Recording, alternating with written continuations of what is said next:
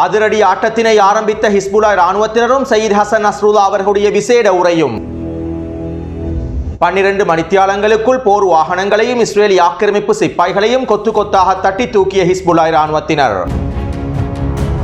உச்சக்கட்ட கோபத்தில் இருக்கும் லெபனான் மக்களும் இஸ்ரேலி ஆக்கிரமிப்பின் பயங்கரவாத தாக்குதலினால் லெபனானுக்குள்ளே ஏற்பட்டிருக்கக்கூடிய சாதகமான நிலைமைகளும். ரஃபாவிலே ஒஃபென்சிவ் தாக்குதல்களை மேற்கொண்டு வரும் பலஸ்தீனிய போராளிகள்.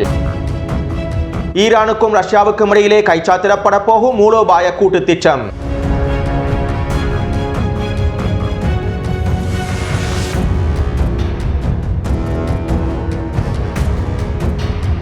கடந்த 2 நாட்களுக்கு முன்பு ரஷ்யாவின் பாதுகாப்பு சபையினுடைய செயலாளர் செர்ஜி ஷொய்கு அவர்கள் ஈரானுக்கு அவசர விஜயம் ஒன்றினை மேற்கொண்டிருந்தார். இந்த விஜயத்தின் போது ரஷ்ய பாதுகாப்பு சபையினுடைய செயலாளர் ஈரானிய தேசிய பாதுகாப்பு சபை தலைமைகளுடனும் ஜனாதிபதியுடனும் மற்றும் உச்ச தலைவருடனும் மிக முக்கியமான கலந்துரையாடல்களை மேற்கொண்டிருந்தார். ரஷ்யாவுக்கும் ஈரானுக்கும் இடையில் மூலோபாய கூட்டு ஒப்பந்தம் ஒன்றினை மேற்கொள்வதற்காகவே இந்த கலந்துரையாடல்கள் மேற்கொள்ளப்பட்டிருப்பதாகவும் ஈரானிய ஊடகங்கள் சுட்டிக்காட்டியிருந்தன. இதைத் தொடர்ந்து நேற்றைய தினம் ரஷ்ய அதிபர் புட்டின் அவர்கள் ஈரானுடனான மூலோபாய ஒப்பந்த திட்டத்திற்கான ஒப்புதலையும் வழங்கியுள்ளார். ரஷ்யாவுக்கும் ஈரானுக்கும் இடையிலே நடைபெறப் போகின்ற இந்த மூலோபாய கூட்டு ஒப்பந்த திட்டமானது தற்போதைய சூழ்நிலையில் மிக முக்கியமான திட்டமாகும். ரஷ்யாவுக்கும் வடகொரியாவுக்கும் இடையிலும் ரஷ்யாவுக்கும் சீனாவுக்கும் இடையிலும் மேற்கொள்ளப்பட்டிருக்கக்கூடிய மூலோபாய கூட்டு ஒப்பந்தத்தை போன்றே தற்போது ரஷ்யாவுக்கும் ஈரானுக்கும் இடையில் மிக முக்கியமான கூட்டு ஒப்பந்த திட்டம் கைச்சாத்திடப்பட போகின்றது. இந்த மூலோபாய கூட்டு ஒப்பந்தத்தின் மூலமாக இரு நாடுகளுக்கும் இடையிலான பாதுகாப்பு பலப்படுத்தப்படும். மேலும் இரு நாடுகளுக்கும் இடையிலான பாதுகாப்பு திட்டங்களும் பரிமாற்றம் செய்யப்படும். அது மட்டுமல்லாமல் ரஷ்யாவுக்கும் ஈரானுக்கும் இடையிலே மேற்கொள்ளப்பட போகின்ற இந்த மூலோபாய திட்டத்தின் மூலமாக ஒருவருக்கொருவர் உதவி செய்யக்கூடிய நிலைமையினை அதிகரிக்கும். உதாரணத்திற்கு அமெரிக்க ஆக்கிரமிப்போ இஸ்ரேலி ஆக்கிரமிப்போ ஈரானுக்கு எதிராக முழுநில போரொன்றினை ஆரம்பித்தால் அல்லது அமெரிக்க ஆக்கிரமிப்பு படைகள் ஈரானிலே களமிறக்கப்பட்டால் இந்த ஆக்கிரமிப்பு படைகளுக்கு எதிராக ரஷ்யா ஈரானுக்குள்ளே களமிறங்கும். மேலும் ஈரானுடைய பாதுகாப்பையும் உறுதிப்படுத்துவதற்காக ரஷ்யா அடுத்த கட்ட வேலை திட்டங்களையும் மேற்கொள்ளும். இதே போன்றுதான் ரஷ்யாவுக்கு ஏதாவது பாதிப்புகள் ஏற்படும் சந்தர்ப்பத்தில் ஈரானிய தரப்பினரும் ரஷ்யாவுக்கு எல்லா விதமான உதவிகளையும் வழங்குவார்கள். அமெரிக்க ஆக்கிரமிப்பும் ஐரோப்பிய நாடுகளும் ரஷ்யாவுக்கு எதிராக முழுநில போரொன்றினை ஆரம்பித்தால் அடுத்த கட்ட விரிவாக்கத்தினை ஆரம்பித்தால் இந்த சந்தர்ப்பத்தில் ஈரானிய தரப்பினர் ரஷ்யாவுக்கு எல்லா விதமான உதவிகளையும் வழங்குவார்கள். எனவே இவ்வாறு ஒருவருக்கொருவர் உதவி செய்து கொள்ளக்கூடிய மூலோபாய திட்டத்தினை தான் தற்போது இரு தரப்பினரும் கைச்சாத்திடப் போகின்றார்கள். இந்த உலகமானது மிகப்பெரிய போரை நோக்கி நகர்ந்து கொண்டிருக்கின்றது. அதிலும் குறிப்பாக மத்திய கிழக்கு பிராந்தியம் ஒரு விரிவாக்க போரை நோக்கி நகர்ந்து கொண்டிருக்கின்றது. எனவே இப்படியான நிலைமையில் ஈரானுக்கும் ரஷ்யாவுக்கும் இடையிலே இந்த மூலோபாய பாதுகாப்பு திட்டம் மேற்கொள்ளப்படுவது மிக முக்கியமானது ஒன்றாக கருதப்படுகின்றது என்றும் ஆய்வாளர்கள் கருத்துக்களை வெளியிட்டுள்ளார்கள். அத்தோடு ரஷ்யா மற்றும் ஈரானுக்கு இடையிலே மேற்கொள்ளப்பட போகின்ற இந்த மூலோபாய திட்ட ஒப்பந்தமானது அமெரிக்காவுக்கும் ஐரோப்பிய நாடுகளுக்கும் மிகப்பெரிய அச்சுறுத்தலாக இருப்பதாகவும் அமெரிக்காவினுடைய வெளியுறவுத்துறை அமைச்சர் புலம்பல்களை வெளியிட்டுள்ளார். மேலும் அதிகளவான ஐரோப்பிய நாட்டு தலைமைகளும் ரஷ்யாவுக்கும் ஈரானுக்கும் இடையிலே நடைபெற போகின்ற இந்த மூலோபாய திட்டத்திற்கு எதிரான கருத்துக்களையும் தொடர்ச்சியாக வெளியிட்டு வருகின்றார்கள். அடுத்து நேற்றைய தினம் 2வது நாளாகவும் லெபனானிலே வெடிப்பு சம்பவங்கள் பதிவாகி இருந்தன. குறித்த வெடிப்பு சம்பவங்கள் தொடர்பாகவும் இந்த வெடிப்பு சம்பவங்களுக்கு பின்னால் இருக்கக்கூடிய காரணங்கள் தொடர்பாகவும் முன்னே காணொலியில் சில முக்கியமான விடயங்களை பதிவிட்டிருந்தேன். அதாவது நேற்றைய தினம் லெபனானின் தலைநகர் பிரதேசங்களிலும் தெற்கு லெபனான் பிரதேசங்களிலும் வோக்கி டோக்கி கருவிகளும் இன்னும் சில வயர்லெஸ் உபகரணங்களும் வெடித்திருந்தன. அத்தோடு வோக்கி டோக்கி கருவிகள் வெடித்ததன் மூலமாக கொல்லப்பட்டவர்களுடைய எண்ணிக்கை 20ஆக உயர்ந்துள்ளது. மேலும் 450க்கும் அதிகமானோர் படுகாயங்களுக்கு உள்ளாக்கப்பட்டுள்ளார்கள். இப்படியான நிலைமையில் படுகாயமடைந்தவர்களுக்கு தேவையான அனைத்து விதமான சிகிச்சைகளையும் வழங்குவதற்காக படுகாயமடைந்தவர்களை ஈரான் நாட்டிற்கு அனுப்பியுள்ளார்கள். ஈரானிலே வைத்து இவர்களுக்கு எல்லா விதமான சிகிச்சைகளையும் வழங்குவதற்கு ஈரானிய தலைமைகள் பொறுப்பேற்றுள்ளார்கள். அத்தோடு நேற்றைய தினம் வெடிப்புக்குள்ளான வோக்கி டோக்கி கருவிகள் ஐகான் நிறுவனத்தினுடைய V82 வகையை சேர்ந்த கருவிகளாகும். ஆனால் வெடிப்புக்குள்ளாக இருக்கக்கூடிய இந்த வகையை சேர்ந்த வோக்கி டோக்கி கருவிகள் மாத்திரம் அதிகாரப்பூர்வமான விநியோகஸ்தர்களிடமிருந்து கொள்வனவு செய்யப்படவில்லை என லெபனானின் தொலைத்தொடர்பு அமைச்சகம் செய்திகளை வெளியிட்டுள்ளது. அதாவது இந்த வகையை சேர்ந்த வோக்கி டோக்கி கருவிகள் 10 வருடங்களுக்கு முன்பே லெபனானுக்குள் கொண்டு வரப்பட்டுள்ளன. ஆனால் இதே வகையை சேர்ந்த வெடிப்புக்குள்ளாக இருக்கக்கூடிய வோக்கி டோக்கி கருவிகள் கடந்த 5 மாதங்களுக்குள் லெபனானுக்குள்ளே கொண்டு வரப்பட்டதாக கண்டுபிடிக்கப்பட்டுள்ளது. மேலும் இஸ்ரேலி ஆக்கிரமிப்பு பயங்கரவாதம் இந்த வோக்கி டோக்கி கருவிகளுக்குள்ளும் வெடிமருந்துகளை பொருத்தியுள்ளது. உளவாளிகள் மூலமாகவும் இடைத்தரகர்கள் மூலமாகவுமே இந்த வோக்கி டோக்கி கருவிகளையும் விநியோகம் செய்துள்ளது. அத்தோடு ஹிஸ்புல்லாஹ் இராணுவத்தினரும் லெபனான் அரசு இராணுவமும் ஒன்றிணைந்து அடுத்த கட்ட விசாரணைகளை ஆரம்பித்துள்ளார்கள். 5 மாதங்களுக்குள் பேஜர்களுடன் இறக்குமதி செய்யப்பட்ட ஏனைய வயர்லெஸ் சாதனங்கள் தொடர்பாகவும் புதிதாக லெபனானுக்குள்ளே களமிறக்கப்பட்டிருக்கக்கூடிய வயர்லெஸ் சாதனங்கள் தொடர்பாகவும் கடத்தப்பட்டு லெபனானுக்குள்ளே கொண்டு வரப்பட்டிருக்கக்கூடிய வயர்லெஸ் சாதனங்கள் தொடர்பாகவும் ஹிஸ்புல்லாஹ் இராணுவத்தினரும் லெபனான் அரசு இராணுவமும் அடுத்த கட்ட விசாரணைகளை ஆரம்பித்துள்ளன. மேலும் இந்த விசாரணை விசாரணைகளுக்கு அமைவாக பல இடைத்தரகர்களை கண்டுபிடித்திருப்பதாகவும் இந்த விநியோக சங்கிலியையும் கண்டுபிடித்திருப்பதாகவும் தெரிவிக்கப்படுகின்றது. இதற்கமைவாக ஹிஸ்புல்லா இராணுவத்தினரும் லெபனான் அரசு இராணுவத்தினரும் ஒன்றிணைந்து லெபனானின் தலைநகர் மற்றும் தெற்கு லெபனான் பிரதேசங்களில் இருக்கக்கூடிய அதிகளவான வயர்லெஸ் சாதனங்களில் வெடிமருந்துகளை கண்டுபிடித்து அவற்றினை அகற்றியுள்ளார்கள். அதாவது வெடிமருந்துகள் பொருத்தப்பட்டிருக்கக்கூடிய பல walkie talkie கருவிகளில் இருந்து இந்த வெடிமருந்துகளை அகற்றியுள்ளார்கள். இன்னும் இவ்வாறு வெடிமருந்துகள் பொருத்தப்பட்டிருக்கக்கூடிய அதிகளவான சாதனங்களை பாதுகாப்பான இடங்களில் வெடிக்கச் செய்துள்ளார்கள். இவை தொடர்பான காணொளிகளும் லெபனான் ஊடகங்களில் வெளியாகி இருந்தன.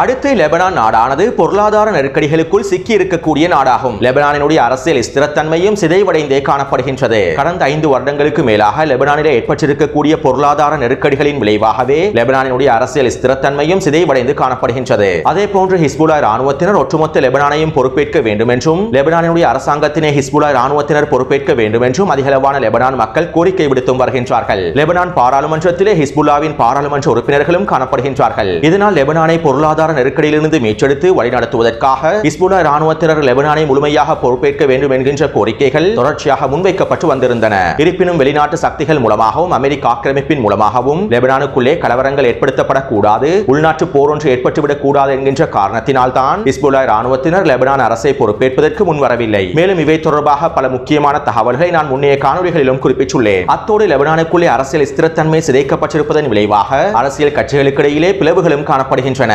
அது மட்டுமல்லாமல் லெபனானிலே முழுநீள போர் ஒன்று ஏற்படக்கூடாது, ஹிஸ்புல்லா இராணுவத்தினர் லெபனான் மக்களை பாதுகாக்க வேண்டும் என்கின்ற விமர்சனங்களும் சில லெபனான் அரசியல் கட்சிகள் மூலமாகவும் முன்வைக்கப்பட்டிருந்தன. ஆனால் தற்போது இந்த நிலைமைகள் அனைத்தும் தலைகீழாக மாறிவிட்டன. இஸ்ரேலி ஆக்கிரமிப்பு கடந்த 2 நாட்களாக லெபனானுக்குள்ளே மேற்கொண்டிருக்கக்கூடிய பயங்கரவாத தாக்குதலின் விளைவாக இந்த நிலைமைகள் அனைத்தும் தலைகீழாக மாறிவிட்டன. லெபனானிலே அரசியல் ரீதியாக பிரிந்திருக்கக்கூடிய கட்சிகள் ஒற்றுமைப்பட்டுள்ளன. ஹிஸ்புல்லா இராணுவத்திற்கு எதிராக விமர்சனங்களை முன்வைத்திருந்த பல அரசியல் கட்சிகள் இன்று ஹிஸ்புல்லா இராணுவத்திற்கு ஆதரவான கருத்துக்களையும் வெளியிட்டுள்ளார்கள். லெபனானிலே இருக்கக்கூடிய அதிகளவான கிறிஸ்தவர்கள் ஹிஸ்புல்லா இராணுவத்தினை ஆதரிக்கின்றார்கள். ஏன் ஹிஸ்புல்லா இராணுவத்துடன் இணைந்து செயற்படக்கூடிய கிறிஸ்தவ இராணுவ படைப்பிரிவு ஒன்றே காணப்படுகின்றது. மேலும் ஹிஸ்புல்லா இராணுவத்திற்கு எதிராக இருக்கக்கூடிய மாற்று மத சகோதரர்களும் இருக்கின்றார்கள். ஆனால் தற்போது இவர்கள் அனைவரும் ஒன்றுபட்டு ஹிஸ்புல்லா இராணுவத்திற்கான ஆதரவினை தெரிவித்துள்ளார்கள். லெபனான் நாட்டினுடைய பாதுகாப்பை வலுப்படுத்துவதற்காகவும் லெபனான் மக்களுடைய பாதுகாப்பினை வலுப்படுத்துவதற்காகவும் அனைத்து தரப்பினரும் தற்போது ஒற்றுமை அடைந்துள்ளார்கள். இஸ்ரேலி ஆக்கிரமிப்பின் இந்த பயங்கரவாத தாக்குதலின் மூலமாக ஒட்டுமொத்த லெபனானும் ஒற்றுமைப்பட்டுள்ளது. அத்தோடு லெபனானினுடைய வெளியுறவுத்துறை அமைச்சர் இன்றைய தினம் இவ்வாறு தெரிவித்துள்ளார். இஸ்ரேலி ஆக்கிரமிப்புக்கு எதிரான பதிலடி தாக்குதல்களுக்கு பிறகு ஹிஸ்புல்லாவை அமைதிப்படுத்துமாறு யாருமே கேட்க முடியாது. இந்த பயங்கரவாத தாக்குதலுக்கான ஹிஸ்புல்லா இராணுவத்தினுடைய பதிலடி தாக்குதல்கள் மிகவும் அவசியமானது என்றும் லெபனானுடைய வெளியுறவுத்துறை அமைச்சர் தெரிவித்துள்ளார். இதே போன்று அல் அக்பர் ஊடகத்தினுடைய ஆய்வாளர் இவ்வாறு தெரிவித்துள்ளார். லெபனான் அரசு தற்போது பகிரங்கமாக ஹிஸ்புல்லா இராணுவத்திற்கு ஆதரவளிக்கின்றது. இஸ்ரேலி ஆக்கிரமிப்புக்கு எதிராக பதிலடி தாக்குதல்களை மேற்கொள்வதற்கு ஹிஸ்புல்லா இராணுவத்திற்கு அழைப்பு விடுத்துள்ளது. இது லெபனானிலே முன்னெப்போதும் இல்லாத நிலைமையாகும். இதனால் இனி முன்பை விட ஹிஸ்புல்லா இராணுவத்தினர் கடுமையான அடுத்த கட்ட விரிவாக்க தாக்குதல்களை மேற்கொள்வார்கள் என்று அல் அக்பர் ஊடகத்தினுடைய ஆய்வாளர் குறிப்பிட்டுள்ளார். அதாவது இவ்வளவு நாளாக லெபனான் அரசானது பிராந்திய போரை தடுப்பதற்காகவும் விரிவாக்கத்தினை தடுப்பதற்காகவும் பொறுமையாக இருக்கும்படி ஹிஸ்புல்லா இராணுவத்திடம் கோரிக்கை விடுத்திருந்தது. ஆனால் தற்போது இஸ்ரேலி ஆக்கிரமிப்புக்கு எதிரான பதிலடி தாக்குதல்களை மேற்கொள்ளுமாறு லெபனான் அரசே ஹிஸ்புல்லா இராணுவத்திற்கு அழைப்பு விடுத்துள்ளது. எனவே இந்த நிலைமையானது ஹிஸ்புல்லா இராணுவத்திற்கு சாதகமான விளைவுகளை ஏற்படுத்தியுள்ளது. லெபனான் மக்களுக்கு மத்தியிலும் அரசுக்கு மத்தியிலும் ஒரு சாதகமான நிலைமையினை ஏற்படுத்தியுள்ளது. இன்னும் ஒரு விதத்தில் குறிப்பிடுவதாக இருந்தால் இதற்கு பிறகு ஹிஸ்புல்லா இராணுவத்தினர் அவர்களுடைய கைகளை விரித்து தாக்குதல்களை மேற்கொள்வார்கள். அதே போன்று தற்போதைய சூழ்நிலையில் லெபனான் மக்களும் உச்சக்கட்ட கோபத்தில் இருக்கின்றார்கள். லெபனானின் தலைநகர் பிரதேசங்களிலும் தெற்கு லெபனான் பிரதேசங்களிலும் நிலைநிறுத்தப்பட்டிருக்கக்கூடிய ஐநாவின் அமைதி படைக்கு எதிராகவும் தாக்குதல்களை மேற்கொண்டுள்ளார்கள். ஐநாவின் அமைதி படைக்கு எதிராக லெபனான் பொதுமக்கள் மேற்கொள்ளக்கூடிய தாக்குதல்கள் தொடர்பான காணொளிகளும் வெளியாகி இருந்தன. அவற்றினை நான் டெலிகிராம் சேனலில் பதிவிட்டுள்ளேன். ஐநாவின் அமைதி படைகள் இஸ்ரேலி ஆக்கிரமிப்புக்கு ஆதரவாக செயற்படுவதன் காரணத்தினாலேயே இந்த தாக்குதல்களை மேற்கொண்டிருப்பதாகவும் தெரிவிக்கப்படுகின்றது. மேலும் லெபனான் மக்கள் உச்சக்கட்ட கோபத்தில் இருப்பதனால் இனி வரக்கூடிய நாட்களிலும் ஐநாவின் பாதுகாப்பு படைக்கு எதிராக தாக்குதல்கள் மேற்கொள்ளப்படும் என்றும் லெபனான் ஊடகங்கள் தெரிவித்துள்ளன.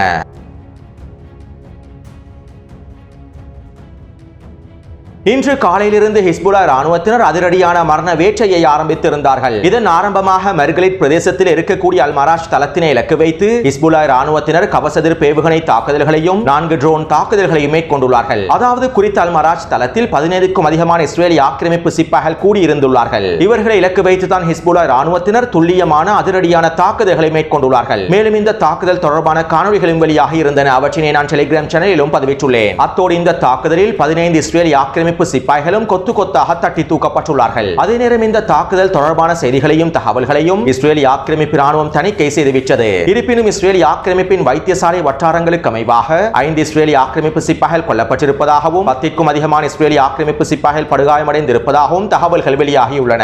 அடுத்து இந்த தாக்குதலை தொடர்ந்து யாரா குடியேற்ற பிரதேசத்தை இலக்கு வைத்து கவச எதிர்ப்பு ஏவுகணை தாக்குதல்களையும் அதிரடியான ட்ரோன் தாக்குதல்களை மேற்கொண்டுள்ளார்கள். குறித்த குடியேற்ற கட்டிடங்களுக்குள் பதுங்கியிருக்கக்கூடிய இஸ்ரேலிய ஆக்கிரமிப்பு சிப்பாய்கள் இலக்கு வைத்து இந்த அதிரடியான தாக்குதல்களை மேற்கொண்டுள்ளார்கள். இந்த தாக்குதலில் ஒரு இஸ்ரேலிய ஆக்கிரமிப்பு சிப்பாய் கொல்லப்பட்டிருப்பதாகவும் 5 இஸ்ரேலிய ஆக்கிரமிப்பு சிப்பாய்கள் படுகாயமடைந்திருப்பதாகவும் இஸ்ரேலிய ஆக்கிரமிப்பு ஊடகங்கள் குறிப்பிட்டுள்ளன. ஆனால் குறித்த தாக்குதலின் மூலமாக மாத்திரம் 8க்கும் அதிகமான இஸ்ரேலிய ஆக்கிரமிப்பு சிப்பாய்கள் கொத்தாக தட்டி தூக்கப்பட்டுள்ளார்கள் என்றும் தெரிவிக்கப்படுகின்றது. அது மட்டுமல்லாமல் இந்த தாக்குதலில் சில நிலத்தரர்களும் படுகாயமடைந்திருப்பதாகவும் இஸ்ரேலிய ஆக்கிரமிப்பு வைத்தியசாலை வட்டாரங்கள் தெரிவிக்கின்றன. இந்த தாக்குதலை தொடர்ந்து பெய்ட்ஷிலால் பிரதேசத்தில் இருக்கக்கூடிய இஸ்ரேலிய ஆக்கிரமிப்பு சிப்பாய்கள் இலக்கு வைத்தும் இஸ்ரேலிய ஆக்கிரமிப்பு ராணுவ தளத்தின் இலக்கு வைத்தும் ட்ரோன் தாக்குதல்களை மேற்கொண்டுள்ளார்கள். அடுத்து இன்று மாலை கிரியட் ஷமோனா மற்றும் கஃபர்யுவால் பிரதேசத்தில் இஸ்ரேலிய ஆக்கிரமிப்பு சிப்பாய்கள் நிலை கொண்டிருக்கக்கூடிய பிரதேசத்தினை இலக்கு வைத்து அதிரடியான ட்ரோன் தாக்குதல்களை மேற்கொண்டுள்ளார்கள். இந்த தாக்குதல்களும் துல்லியமான தாக்குதலாக அமைந்துள்ளது என்றும் இந்த துல்லியமான தாக்குதலினாலும் பல இஸ்ரேலிய ஆக்கிரமிப்பு சிப்பாய்கள் கொத்தாக தட்டி தூக்கப்பட்டுள்ளார்கள். இது ஒரு புறம் இருக்க, லெபனான் எல்லை கருகாமையில் சென்று கொண்டிருந்த இஸ்ரேலிய ஆக்கிரமிப்பின் போர் வாகனங்களை இலக்கு வைத்து ஹிஸ்புல்லா ராணுவத்தினர் அதிரடியான கவச எதிர்ப்பு ஏவுகணை தாக்குதல்களை மேற்கொண்டுள்ளார்கள். மேலும் இந்த தாக்குதலின் மூலமாக 4 போர் வாகனங்களும் வெடித்து சிதறியுள்ளன.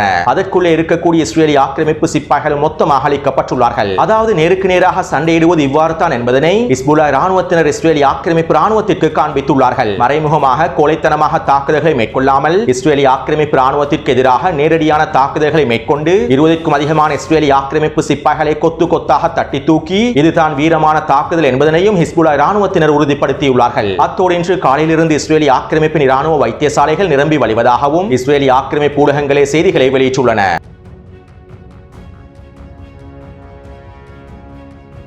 இன்றைய தினம் ஹிஸ்புல்லா ராணுவத்தின் பொதுச் செயலாளர் சையத் ஹசன் நஸ்ருல்லா அவர்கள் விசேடமான அதிரடியான உரையொன்றினை முன்வைத்திருந்தார். கடந்த செவ்வாய்க்கிழமை இஸ்ரேலிய ஆக்கிரமிப்பு எதிரி ஒரே நேரத்தில் ஆயிரக்கணக்கான பேஜர் கருவிகளை குறிவைத்தார். மேலும் அவர்கள் நெறிமுறைகள், ஒழுக்கம் மற்றும் மதிப்புகளை பற்றி கவலைப்படவில்லை. எதிரியினுடைய இந்த தாக்குதல் அனைத்து எல்லைகளையும் தாண்டிவிட்டது. இந்த பேஜர்களை எடுத்துச் சென்ற செவிலியர்கள், மருத்துவர்கள் மற்றும் மருத்துவ துறையில் இருக்கக்கூடிய ஊழியர்கள் பாதிக்கப்பட்டுள்ளார்கள். நீங்கள் எங்களை குறிவைக்க விரும்பினால் எங்களுடைய போராளிகளை குறிவையுங்கள். குடிமக்களை குறிவைக்கக்கூடிய கோழைகளாக இருக்காதீர்கள். இஸ்ரேலிய ஆக்கிரமிப்பு எதிரின் இந்த தாக்குதலானது ஒரு பயங்கரவாத தாக்குதலாகும். மேலும் இந்த தாக்குதல் ஒரு இனப்படுகொலை தாக்குதலாகும். அத்தோடு நாங்கள் இந்த தாக்குதலின் மூலமாக வலிமிகுந்த அடியை பெற்றுக் கொண்டுள்ளோம். ஆனால் இதுவே போரினுடைய தன்மையாகும். எதிரிக்கு நம்மை விட தொழில்நுட்ப நன்மைகள் உள்ளது என்பதனை நாங்கள் ஒப்புக்கொள்கின்றோம். யுத்த களத்தில் சில நாட்கள் நமக்கு சாதகமாகவும் சில நாட்கள் எதிரிக்கு சாதகமாகவுமே இருக்கும். இந்த வாரம் எங்களுக்கு ஒரு சோதனை மிகுந்த வாரமாகவே அமைந்திருந்தது. இருப்பினும் நாங்கள் இவற்றினை இறைவனின் உதவியுடன் சமாளிப்போம். இறைவனின் உதவியுடன் எங்களுடைய தலையை உயர்த்துவோம். எதிரி எவ்வளவு வலுவான தாக்குதல்களை மேற்கொண்டாலும் எந்த கட்டத்திற்கு சென்றாலும் தரையிலிருந்து எங்களை அகற்றவே முடியாது.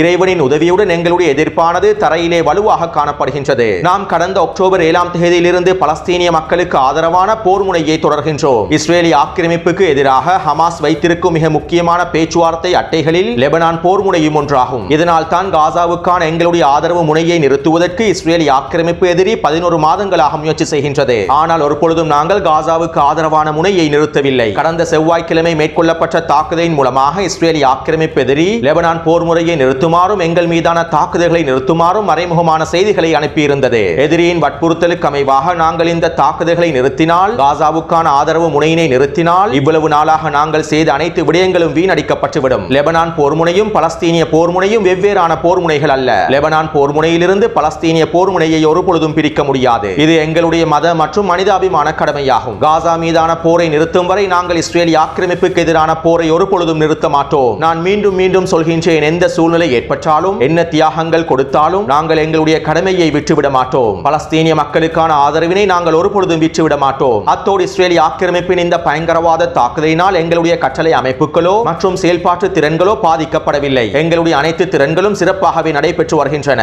மேலும் இஸ்ரேலிய ஆக்கிரமிப்பு எதிரியின் உண்மையான திட்டம் என்ன என்பதனை நாட்கள் தான் வெளிப்படுத்தும். அவர்கள் தாக்குதல்களை அதிகப்படுத்துகின்றனர். வருகின்றார்களா அல்லது போருக்கு வருகின்றார்களா அல்லது முழுநீள போருக்கு வருகின்றார்களா என்பதனை நாட்கள் தான் வெளிப்படுத்தும். வடக்கிலே குடியேறியவர்களை மீள குடியமர்த்துவதை இஸ்ரேலிய ஆக்கிரமிப்பு போரினுடைய புதிய இலக்காக அறிவித்துள்ளது. நாங்கள் இஸ்ரேலிய ஆக்கிரமிப்பின் இந்த இலக்குக்கான சவாலை ஏற்றுக்கொள்கின்றோம். வடக்கிலே ஆக்கிரமிப்பாளர்கள் திரும்பவே முடியாது, அவர்களை மீள குடியமர்த்தவே முடியாது. நாங்கள் அவர்களை மீள குடியமர்த்த விட மாட்டோம். இதுதான் உங்களுடைய போர் இலக்கு என்பதனால் இதனை நாங்கள் சவாலாக எடுத்துக் கொள்கின்றோம். நீங்கள் என்ன வேண்டுமானாலும் செய்து கொள்ளுங்கள். நாங்கள் இந்த சவாலை முழுமையாக ஏற்றுக்கொண்டிருக்கின்றோம். உங்களால் ஆக்கிரமிப்பாளர்களை வடக்கு பிரதேசத்திலே மீள குடியமர்த்தவே முடியாது. அத்தோடு முட்டாள்தனமான IDF தளபதி தெற்கு லெபனானுக்குள்ளே நுழைந்து பாதுகாப்பு மண்டலம் ஒன்றினை அமைக்கப் போவதாக தெரிவித்துள்ளார். உங்களுக்கு முடியுமானால் தெற்கு லெபனான் பிரதேசத்திற்குள்ளே நுழையுங்கள். நாங்கள் இரவும் பகலும் உங்களுடைய போர் வாகனங்களுக்காகவும் சிப்பாய்களுக்காகவுமே காத்துக் கொண்டிருக்கின்றோம். உங்கள் பாதுகாப்பு மண்டலத்தை உருவாக்க எங்கள் நிலத்திற்குள்ளே நீங்கள் நுழைய விரும்பினால் உங்கள் பாதுகாப்பு மண்டலம் எரியும் நரகமாக மாறிவிடும். அத்தோடு இஸ்ரேலிய ஆக்கிரமிப்பு எதிரியினுடைய தாக்குதல் ரகசியமானதாகவும் எதிர்பாராததாகவும் அமைந்திருந்தது. இதே போன்று எங்களுடைய பதிலடி தாக்குதல்களும் அமைந்திருக்கும். ரகசியமான எதிர்பாராத தாக்குதல்களை நாங்கள் மேற்கொள்வோம். நீங்கள் எங்களுடைய பதிலை கேட்க மாட்டீர்கள், அதனை நீங்கள் கண்களால் பார்ப்பீர்கள். அத்தோடு நெட்டன்யாஹூ, ஸ்மோட்ரிச், காலண்ட் ஆகியோர் இஸ்ரேலிய ஆக்கிரமிப்பு நிறுவனத்தினை அழிவுகரமான பாதையை நோக்கி நகர்த்திக் கொண்டிருக்கின்றார்கள் என ஹிஸ்புல்லாஹ் ராணுவத்துடைய பொதுச் செயலாளர் சையத் ஹசன் நஸ்ருல்லா அவர்கள் தெரிவித்திருந்தார். எனவே இந்த உரையின் மூலமாக சில முக்கியமான விடயங்களை நீங்கள் தெரிந்து கொண்டிருப்பீர்கள் என்று நான் நினைக்கின்றேன். அத்தோடு இஸ்ரேலிய ஆக்கிரமிப்பு சையத் ஹசன் நஸ்ருல்லா அவர்களுடைய உரையை ஆரம்பிப்பதற்கு அரை மணித்தியாலங்களுக்கு முன்பு தெற்கு லெபனான் பிரதேசத்திலே உக்கிரமான வான்வழி தாக்குதல்களை மேற்கொண்டிருந்தது. மேலும் சில இஸ்ரேலிய ஆக்கிரமிப்பு ஊடகங்கள் நாங்கள் 3வது லெபனான் யுத்தத்தினை ஆரம்பித்து விட்டோம் என்றும் செய்திகளையும் வெளியிட்டுள்ளன. இதனால் இன்றிரவு இஸ்ரேலிய ஆக்கிரமிப்பு லெபனானுக்கு எதிரான தரைவழி தாக்குதல்களையும் ஆரம்பிக்கலாம். அதே நேரம் ஹிஸ்புல்லாஹ் ராணுவத்தினர் இவர்களுக்காகத்தான் காத்துக் கொண்டிருக்கின்றார்கள் என்பதும் குறிப்பிடத்தக்க விடயமாகும். எனவே நாம் பொறுத்திருந்து பார்ப்போம்.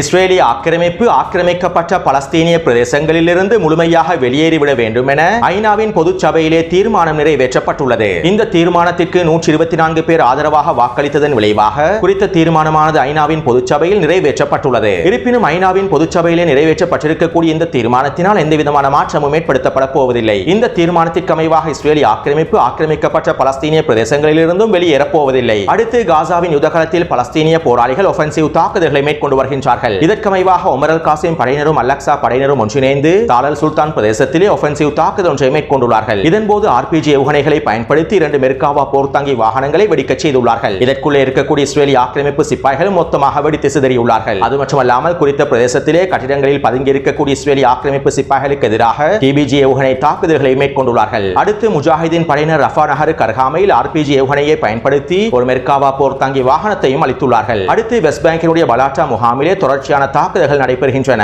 இதற்கமைவாக நேற்றிரவு பலாட்டா முகாமிலே 4 வெடிகுண்டு தாக்குதல்கள் மேற்கொள்ளப்பட்டுள்ளன. இந்த வெடிகுண்டு தாக்குதல்களில் 2 புல்டோசர் வண்டிகள் சிதைக்கப்பட்டுள்ளன. எனவே கடந்த 18 மணித்தியாலங்களுக்குள் கிடைக்கப்பெற்ற தகவல்களுக்கு அமைவாக காசாவின் யுத்தகளத்திலும் வெஸ்ட் பேங்க் பிரதேசத்திலும் 3 மெர்காவா போர்த்தாங்கி வாகனங்களும் 2 புல்டோசர் வண்டிகளும் அளிக்கப்பட்டுள்ளன. அதே போன்று 15க்கும் அதிகமான இஸ்ரேலிய ஆக்கிரமிப்பு சிப்பாய்கள் கொல்லப்பட்டும் படுகாயங்களுக்கு உள்ளாக்கப்பட்டுள்ளார்கள். எனவே இந்த காணொலி தொடர்பான கருத்துக்களை பதிவிடுங்கள். தொடர்ந்து என்னுடன் இணைந்திருங்கள். நன்றி, வணக்கம்.